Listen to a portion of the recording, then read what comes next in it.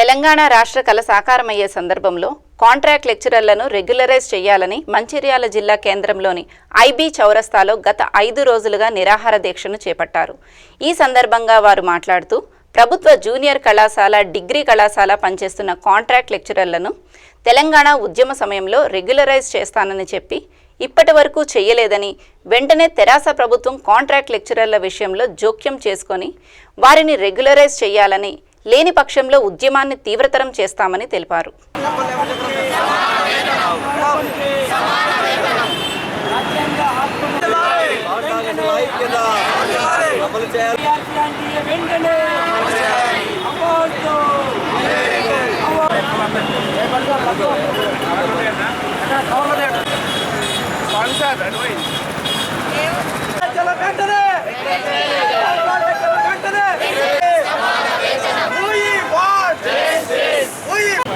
Contract లెక్చరర్లుగా మేము గత 16 సంవత్సరాలుగా వివిధ డిగ్రీ మరియు జూనియర్ కళాశాలలో రాష్ట్రం మొత్తంగా 3876 మందిగా పనిచేస్తున్నాం.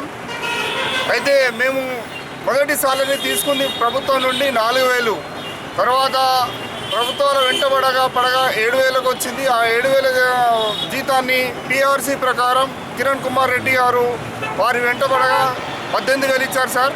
ఈ పిఆర్సీ ప్రకారం ఇవ్వడం 9వ పిఆర్సీ ప్రకారం 18,000 అయింది. ఆ విధంగా ఇప్పుడు మేము కేసీఆర్ గారు తన మేనిఫెస్టోలో ప్రభుత్వం రాకముందు ఏమన్నారంటే, ఈ కాంట్రాక్ట్ వ్యవస్థ అనేది మా గవర్నమెంట్లో అసలే ఉండదు, మీరంతా రెగ్యులర్ అయిపోయినట్టే భావించండి, మమ్మల్ని అధికారంలోకి తీసుకురమ్మండి రాండి అని తను చెప్పారు. దాని ప్రకారం మా కాంట్రాక్ట్ లెక్చర్లు చాలామంది తెలంగాణ ఉద్యమంలో పాల్గొని తెలంగాణ ప్రభుత్వం వచ్చే విధంగా చర్యలు తీసుకున్నారు. దాని ఫలితంగా మనం ఇప్పుడు అనుభవిస్తున్న తెలంగాణ, మరి ఈ తెలంగాణ అధికారంలోకి వచ్చిన సీఎం గారు ఆ మాటను గుర్తుపెట్టుకొని మమ్మల్ని అందరినీ రెగ్యులరైజ్ చేయాలని కోరుతున్నాం.